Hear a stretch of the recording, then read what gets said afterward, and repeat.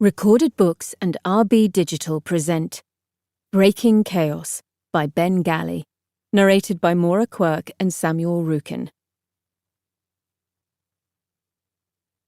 Tenets of the Bound Dead. They must die in turmoil. They must be bound with copper half-coin and water of the Nyx. They must be bound within 40 days. They shall be bound to whomever holds their coin. They are slaved to their master's bidding.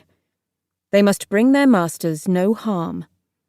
They shall not express opinions nor own property. They shall never know freedom unless it is gifted to them. Chapter 1. The Slathergast. What if the Nyx were to dry up? The question has perplexed many a scholar and thinker since the dawn of the Archean Empire. You may as well ask an Archean, what if the dune plains freeze over? Nobody has ever needed to answer such a preposterous question. From A Reach History by Gavin Jubb. Nilith came awake with a start so violent she slammed her head against the bars of the cage and knocked herself out afresh. It was perhaps another hour before she woke again, groggy and head pounding.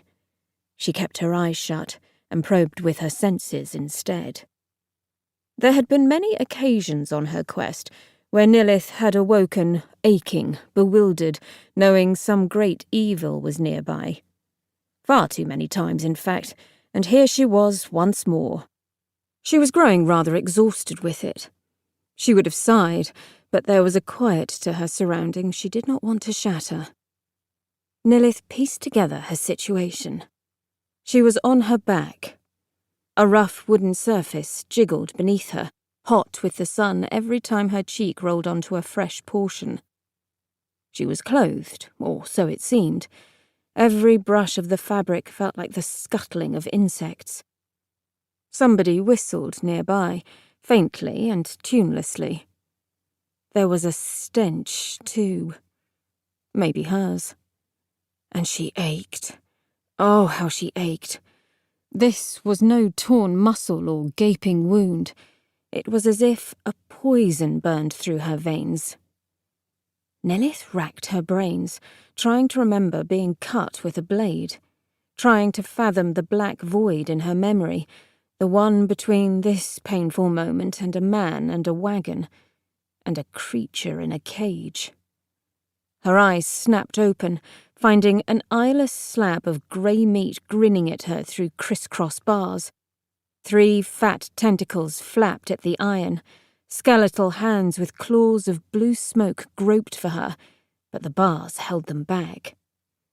Nilith wriggled as far away from the monster as she could, which wasn't far, it turned out. Her cage was pitifully meagre. She found more bars at her back, leaving an arm's reach between her and the beast's sickle-shaped claws.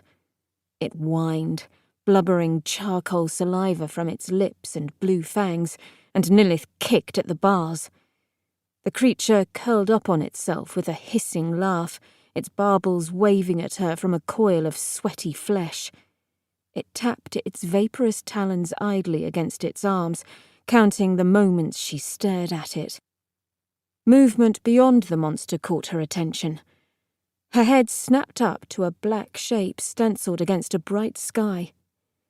The shape wore a wide hat, and it was then she remembered a name.